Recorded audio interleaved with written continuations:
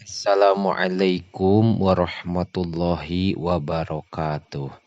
Bismillahirrahmanirrahim. Qolal muallifu rahimahullahu ta'ala wa nafa'ana bi ulumihi fid dharaini amin ya Allah ya rabbal alamin. Wa alaika sareng eta tetep misti ka anjeun antu sa'ida ariya nulungan anjeun ahlal mayyiti ka ahli mayit bihasa bistitoatika kalawan sakira-kira kamampuan anjeun wa antahriso sareng kadademes anjeun ala huduri sholati kana hadir nyolatan alaihi kamayit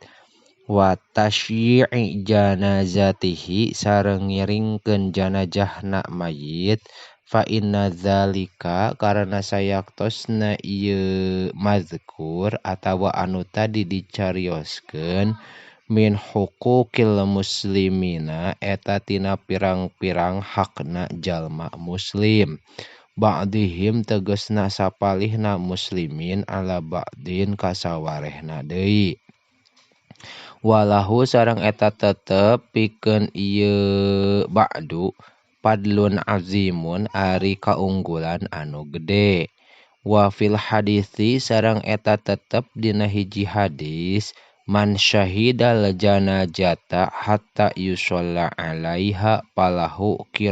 kirotun ari lapad man syahidal janajata man ari saha jalma syahida eta nyaksian ieu man al janazata kana janajah hatta yushalla sahingga disolatan saha alaiha ieu janazah falahu mangka eta tetep pikeun ieu si man kirotun ari sakirot waman sareng ari saha jalma syahidaha eta nyaksian ieu man kana janazah hatta tudfana sahingga dipendem ieu janazah falahu mangka eta tetep pikeun ieu si man kirotoni ari 2 kirot kila dicarioskeun wama eta naon al kirotoni ari 2 kirot qala ngadauh nabi mislul jabalainil azimaini mislul jabalaini eta saperti 2 gunung al azimaini anu gede 2 nana